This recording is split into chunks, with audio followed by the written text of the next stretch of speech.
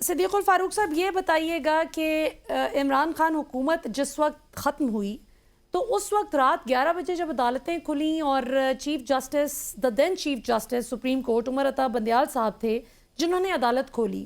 जब इमरान खान ने कहा कि सेनेट का ओपन बैलेट के ज़रिए इलेक्शन होना चाहिए, तो पीपल्स पार्टी और नून लीग का ये मौक़िफ़ था कि नहीं, ये जिस तरह होता है वैसे ही होना चाहिए, शो ऑफ हैंड से नहीं होना चाहिए। और बंदयाल साहब ने इमरान खान की जो बात थी उसके हक में फ़ैसला नहीं किया, पीपल्स पार्टी नून लीग के फैसले की मर्जी के मुताबिक फ़ैसला हुआ जो वो चाहते थे। मैं ये नहीं कहती कि उनको खुश करने के लिए फ़ैसला किया गया, लेकिन बात करने का मकसद ये कि बंदयाल साहब के कुछ फ़ैसले नून लीग के हक में भी गए, नून लीग के मौक़िफ़ की तायीद भी की गई कुछ फ़ैसलों में। तो उन फैसलों पे कभी आप लोगों ने तनकीद नहीं की बंदयाल साहब पे?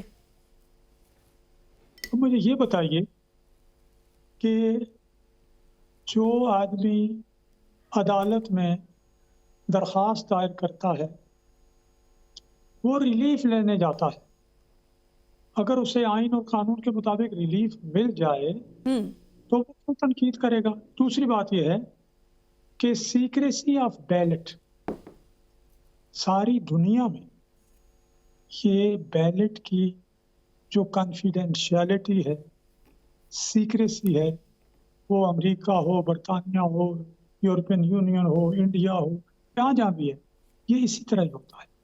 ये खुफिया बैलेट होता है, उसमें आइन और कानून और पूरी दुनिया की जमहूरी माशरों के जो मुसल्लमा उसूल है उनके मुताबिक सीक्रेसी ऑफ बैलेट है, उसके मुताबिक फैसला किया तो उन्होंने अच्छा किया।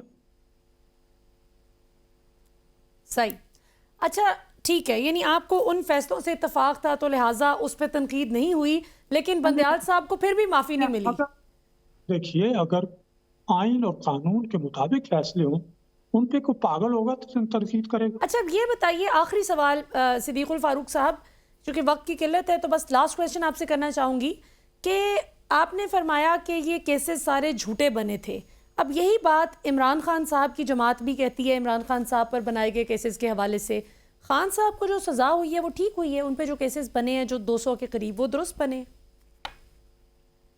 हमने तो कभी ऐलान नहीं किया था, इमरान खान ने तो आते ही ऐलान करने शुरू कर दिए, वहाँ फलां गिरफ्तार होगा तो अगले दिन गिरफ्तार, फलां को ये होगा तो अगले दिन ये।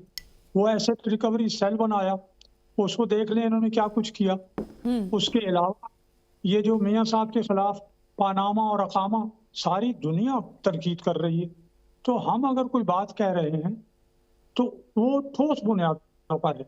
इमरान खान के खिलाफ हमने कोई केस नहीं बनाया, ये हुकूमत 16 महीने रही, आपने नहीं बनाया, ये आपकी 16 माह की हुकूमत में ही तो बने हैं सारे केसेस। दो जुमले सुन लें। जी जी। हमने आपके पहले महीने केस नहीं बनाए, वो एजेंसियों की तरफ गए, इलेक्शन कमीशन की तरफ गए, बाकी जो इदारे हैं उन्होंने उनको छानबीन की, उसमें बुलाया गया। इमरान खान साहब ने अपना हिसाब नहीं दिया और वो उससे भागते ही रहे। हम नहीं भागे, हमने तो 150-150 पौने 200 पेशियां भुगती। तो आपका ये मतलब है कहने का कि ये जो केसेस हैं ये पॉलिटिकली मोटिवेटेड नहीं है, यानी आप लोगों ने नहीं बनाए। 180 बिलियन पाउंड्स का मामला सामने है, ओपन एंड शट है।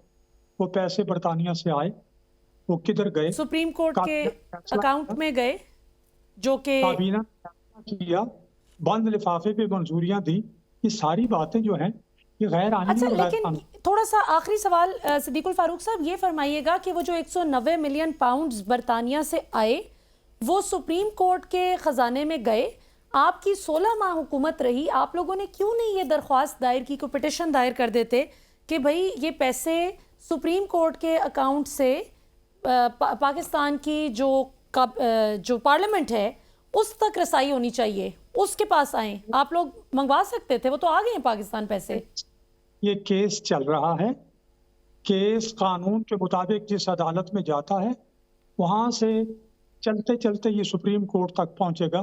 बराह रास्त सुप्रीम कोर्ट में जाने की क्या जरूरत है जब ये केस चल रहा है, मुलजिम मौजूद है और को एक्यूज मौजूद हैं, वो अपने हिसाब दें कि उन्होंने ये क्या किया है, तो वो अपने कानूनी तरीकेकार के मुताबिक जाएगा।